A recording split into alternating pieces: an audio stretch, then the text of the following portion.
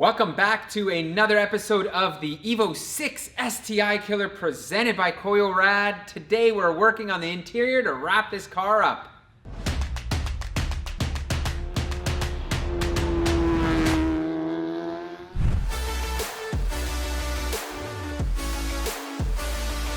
One of the last remaining items left on the EVO is to tackle the interior, and that is to finish up a little bit of the wiring and do some of the work that I had already done. Let's have a look here. As you guys can see, if you remember, I wrapped these door cards and well, they're coming apart. Unfortunately, the suede is just starting to give out here, and I think it's just because I used the improper adhesive. So let's look at what I've got to fix this. All the door cards have been pulled, and I've decided to not redo the entire thing. Last time it was a two-man job with me and Dave here, and we barely made it. So I'm worried if I try to do this myself, it's just not gonna go down well. I found you gotta kind of like hold it. One person holds it while the other person pushes it down. I think the mistake we made last time too was we didn't apply it to both surfaces. So what we did is we just put it on the back of this surface and then put it down. And a bunch of you said that 3M Super 77 spray adhesive isn't gonna hold as good as this. This is what everybody uses, and this is like DAP Wellwood Contact Adhesive.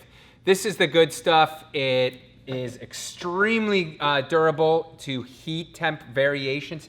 So if it's hot or cold, this will still hold, where some of the other adhesives, if it's really, really hot, will just kind of like come up. So what I've done is peeled the area in question back. And usually this would be applied with a spray gun. That's the other problem. I don't have a good way to apply this. I don't have a spray gun ready to go. So what I think I'm gonna do is just take this, apply it into here with a little brush. And then what you're supposed to do is let it sit for 5 to 10 minutes, put it back on, and it should really contact and bond very well. So let's try that out and see how it goes. Gonna try using a foam brush here to see how this is gonna work. So I'm gonna start down in this area here, dab, dab, dab, both sides, bring it up. I think that's why the aerosol is so superior to this. Trying to like apply this with this type of technique is certainly not ideal, as you can see. Just doesn't apply it evenly, and I think your dry times kind of vary as to where you've put it and whatnot. So now we'll leave this until it becomes tacky on both sides, and then hope for the best. All right, looks like it's had a decent amount of dry time. Oh wow, it's really sticky, guys. Holy, oh no. I've sewered myself here. This is what happens. I pulled it a little too taut. Gotta try to like bring it back. This is just like the worst. Yep, that's terrible. That did not go as planned. Man, what a bummer. I was hoping this would be a quick and easy fix. I don't know how this happened or why it happened, but it just did not stick well. And if I like, it bunched up, I may have pulled it too much, but at this point, like if there's nothing I can do, I'm gonna have to like re-peel this, I think, and redo it. So I don't know, man. Post in the comments, let me know. How do you do this if you're doing this yourself?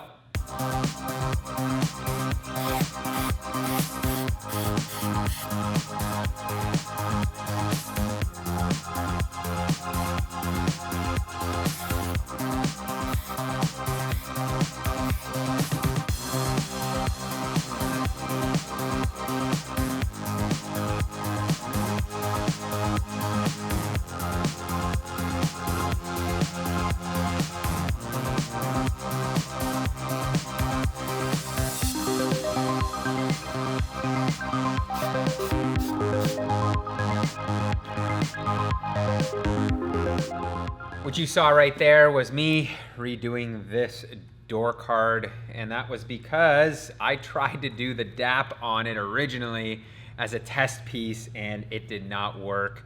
It just seems like if you're not spraying this stuff on, it's not going to do well. I tried to like roller it on. Nevertheless, ran into a couple of small items, but went back to the Super 77 just because I figured that's the only way to really get it on properly. I still don't know what I'm gonna do with this other one right here. I think for the time being, I'm just gonna leave this. We're moving on here to one of the most important parts of this build, and that is the ECU. We all know the factory ECU has a lot of limitations. There's aftermarket software out there that can access the EVO ECU and do a decent job of tuning it, but there's always shortfalls with that kind of stuff. If you're looking to really maximize your setup and give the tuner full control of the engine and being able to dial it in, well, something like a Link G4 plug-in ECU is the way to go. And as you see, this ECU right here simply slots into the factory housing just like that. And as the name implies, it is a true plug and play unit. So what happens here is this will plug right into your factory harness and you have complete control from there. The other benefits of going to the Link ECU is it does have a CAN bus out module. I'm actually going to be using this to hook up my CD5 AEM digital dash display, and it has this expandable wiring loom. So what this allows me now to do is Racing, when they built this harness for me, they left a whole bunch of the sensors, they wired them into one plug. So now I can take that plug, wire it into this loom, and then plug it into the ECU, so it's all seamlessly integrated, which is an awesome benefit. There's no splicing of wires into the factory harness and whatnot, so it really makes for a clean install. Another benefit of the EVO Link G4 ECU is that it has a built-in map sensor. Because I've already got my AEM map sensor integrated into the harness and whatnot, I don't think I'm going to be running this. I'm going to leave this as is. I'm just going to confirm with Jason from Link if I have to run this one or not, or if it's a redundant piece. And by the way, Jason has been amazing. The customer service that I get from Link is absolutely top notch. Like, those guys over there are true car enthusiasts.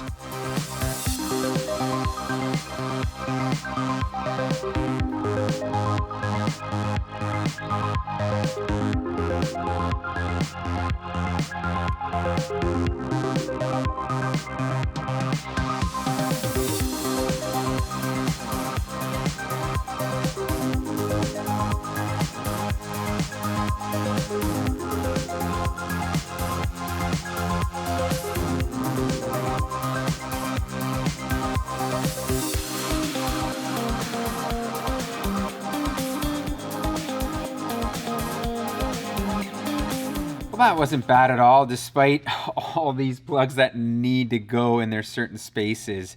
It's certainly a tight, cramped area. However, everything plugged in, that ohm racing harness, once again, proved to be pretty awesome. If you guys remember, there were a bunch of engine bay relays, I think some resistors, that now have been moved inside, and I just tucked them in this area here, put one here, and I've got a couple here, so we should be good to go. I'm not gonna zip tie them in place or like double side tape them in place just yet, because there's a bunch of stuff that has to go in here, including a radio and whatnot. But before we do that, it is time to move on to the gauge cluster. In a previous episode, I had built out this custom gauge for an AEM CD5 digital display. And if you guys recall, that one had a hood and buttons on the side. And the hood was kind of meant for placement of these outside of the factory gauge cluster, so it gave you a little bit of shade and whatnot, and it protruded just enough where it was hitting the glass here. And it had the buttons on the side, which meant I wouldn't be able to access the menus on the screen without having to remove this glass. So it wasn't very conducive, but thankfully AEM does have a flush mount model, and that is this one right here. So as you can see, this one does not have that hood right here and doesn't have the buttons on the sides. They do, what you need to do with this one is you need to install external buttons, and I forgot to order those, so they are on their way. I'm always missing little things here and there, but now with this, it's going to mount up in here very seamlessly, just as such, and it's gonna look super clean. I also made an executive decision, and I wanted to add a analog boost gauge, and it's gonna go right here. I figured, you know what? With the digital display, it's really great. You get a ton of information, but I want to be able to see where my boost pressure is at all times and just with a quick glance. And I find just sometimes an analog display seems to be the better and quicker way for your mind to just like quickly check in versus having to look on a screen like this that has a bunch of numbers. So I'm gonna install this here. After talking to Lawson at AM, he mentioned, hey, listen, I saw how you did all these idiot lights down here, and you wanted to keep your ABS light, you wanted to keep your AYC light, all that jazz. Well, guess what? You can do that through the display on this. And I was like, wow, that's super cool. How do I do that? That's when he introduced me to his 6-channel CAN module and the 22-channel CAN sensor module. Now these integrate seamlessly in between the CD5 dash and your ECU. And what they allow you to do now is take a wiring harness such as this, and what you're gonna do is wire in the signals like fuel level, like your AYC, like your ABS. I don't remember if I mentioned why I've got both 6-channel and 22-channel. The reason for the 22 is if the 6 doesn't have enough channels for me to integrate the AYC and ABS, I'll go to this, but if by chance I can get away with just 6 channels, I'll use this guy. Since this display is now redundant, what I'm gonna do is, I bought another one of these panels. I'm gonna take this and move this down a little bit so it centers it a little bit more and just gets rid of this display. So, without further ado, it is time to get down to work.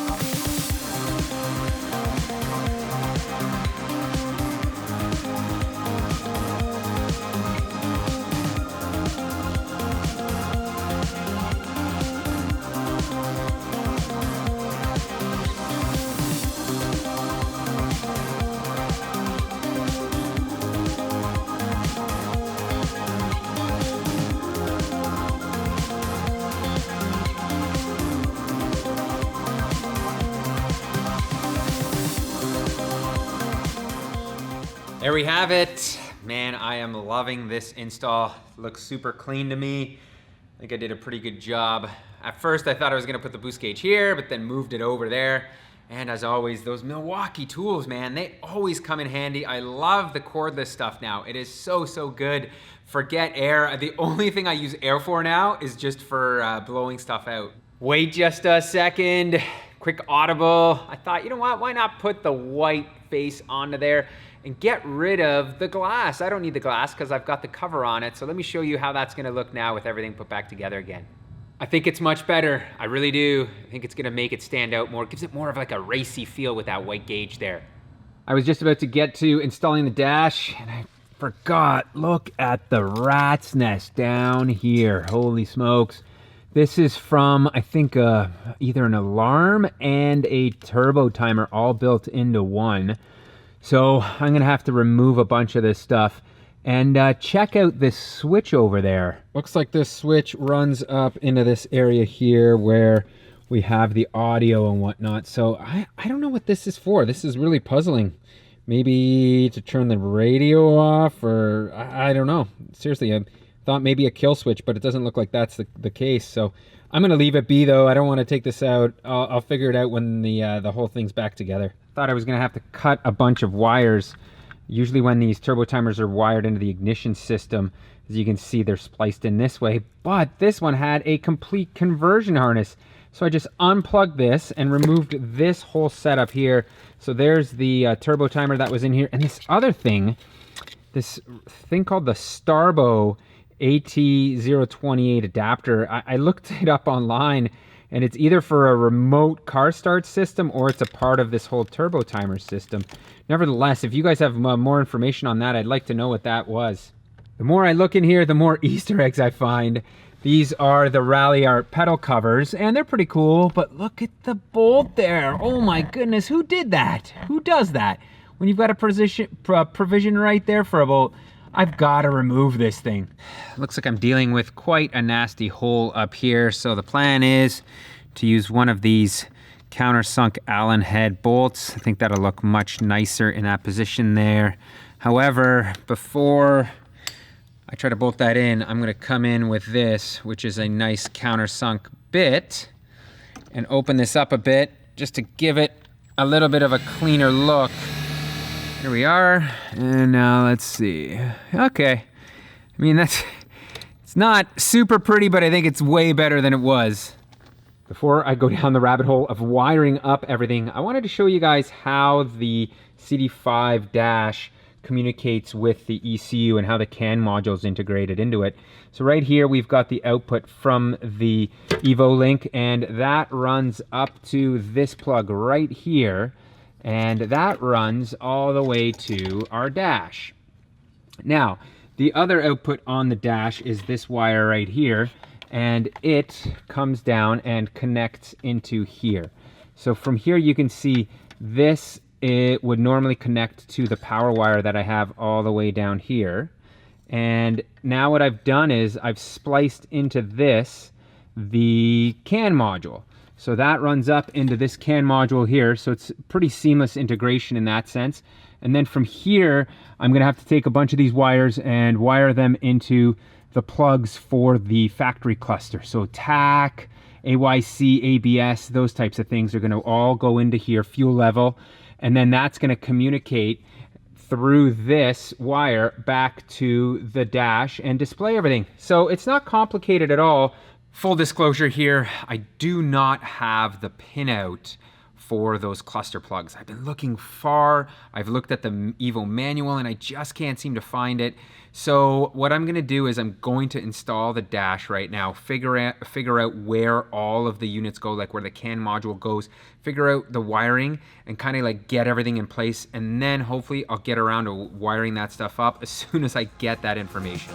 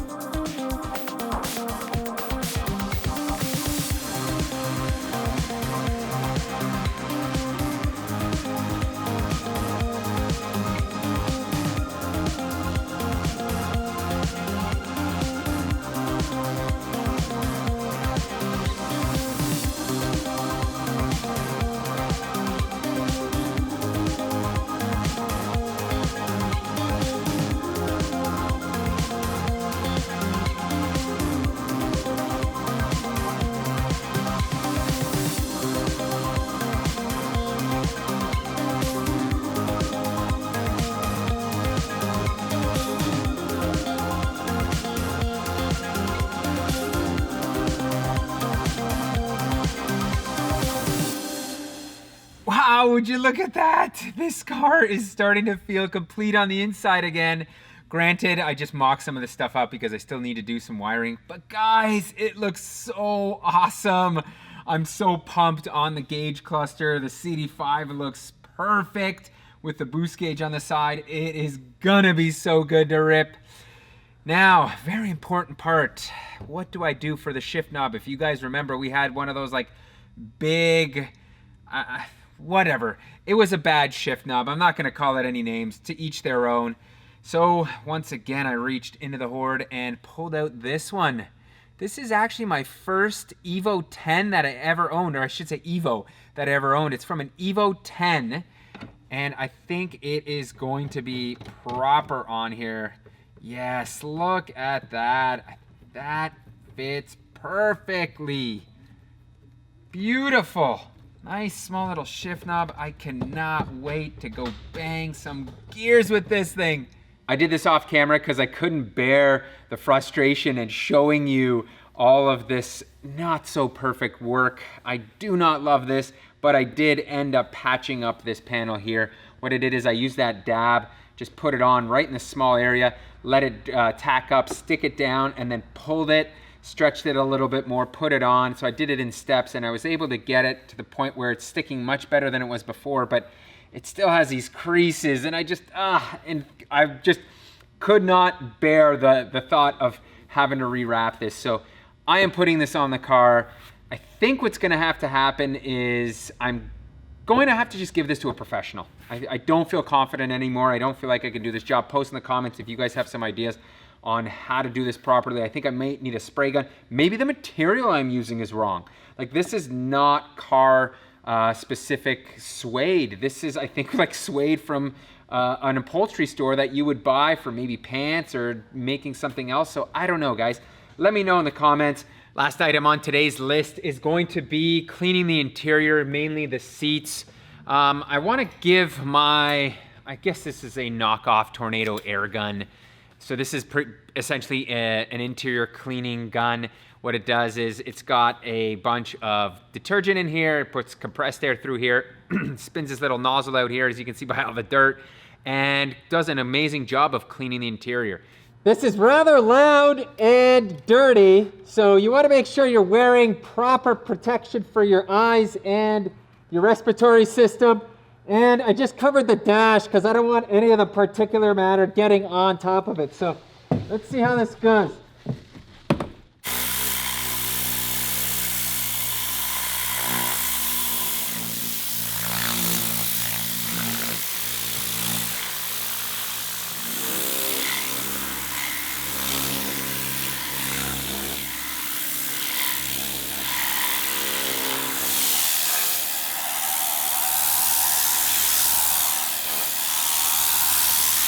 I'll be the first to admit it, that blaster isn't going to work any miracles. It did, however, do a very nice job of cleaning up these seats. They still have kind of that worn look, but you know what? That's just expected. It did some serious wonders on the carpet. It is looking mighty fresh, and so is the whole interior. I did the rear as well, so it's looking pretty clean. Well, that is officially a wrap on this one. I was gonna show you guys an ionizer, which is like a deodorizing machine that you put inside the car, but I can't find ours. I don't know where it went. I don't know what happened. Anyways, that is officially a wrap on this episode. This car is pretty much done at this point. So the next stop is gonna be getting this car started and then tuned and all that jazz. So there may be a bit of a hiatus as we wait for this whole pandemic situation to kind of like clear itself up and we can get back to normal working hours. Thank you so much for watching. If you guys are interested in any of the products mentioned in this video, by all means, check the video description. Make sure to give me a subscribe, give me a like, and check out Patreon. Maybe throw us a couple bucks.